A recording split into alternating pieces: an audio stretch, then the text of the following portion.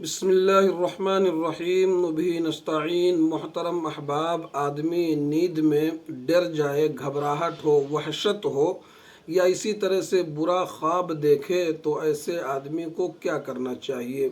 اولاً تو چاہیے کہ آدمی سوتے وقت سورہ اخلاص، سورہ فلق اور سورہ ناس کی تلاوت کر کے اپنے ہاتھوں پر پھونک مارے اور اس کو اپنے جسم پر، اپنے چہرے پر مسح کرے۔ جسم پر جہاں تک ہاتھ پہنچ سکے 3 دفعہ 3 مرتبہ اس طرح سے آدمی پڑھ کر کے اپنے جسم پر مسح کرے۔ اس کے بعد جو ہے آیت الکرسی کی تلاوت کرے۔ اس کی فضیلت یہ ہے کہ جو آدمی آیت الکرسی کی تلاوت کر کے سوتا ہے اس پر اللہ تبارک و تعالیٰ کی طرف سے ایک فرشتہ مقرر کر دیا جاتا ہے جو صبح تک اس کی حفاظت کرتا ہے۔ اس کے بعد جو ہے سورہ بقرہ کی آخری جو 2 آیات ہیں، یعنی آمن الرسول بما انزل سے لے کر کے آخر تک ان 2 آیتوں کی تلاوت کرے۔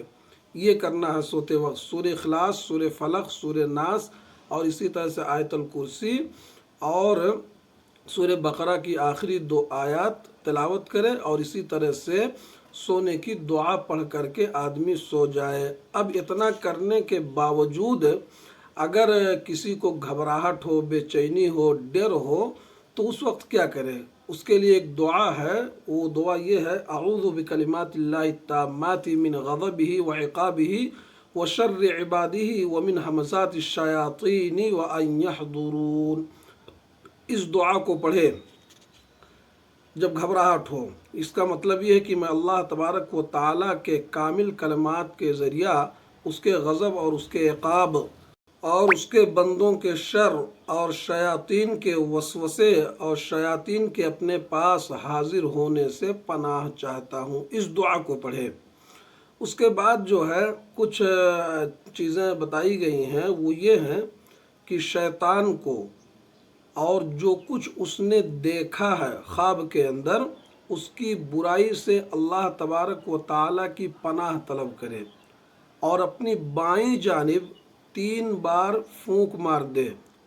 اپنی بائیں طرف 3 مرتبہ جو ہے آدمی پھونک مارے اور کسی سے بیان نہ کرے۔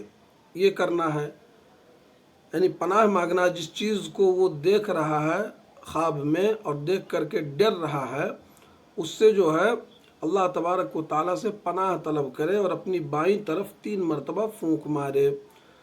اور دوسرا کام یہ کرنا ہے کہ جس پہلو پر وہ لیٹا ہوا ہے اس کو تبدیل کرے۔ بائیں پہلو پر تھا تو دائیں پہلو پر ہو جائے، اپنے پہلو کو بدل لے۔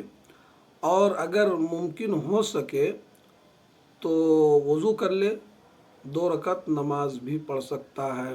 یہ اس کے لیے ہے جس کو نیند میں برا خواب آئے۔ تو یہ ہے نیند میں بے چینی، گھبراہٹ، ڈر یا برا خواب سے بچنے کا طریقہ۔ اللہ تعالی ہم سب کو عمل کی توفیق دے، آمین۔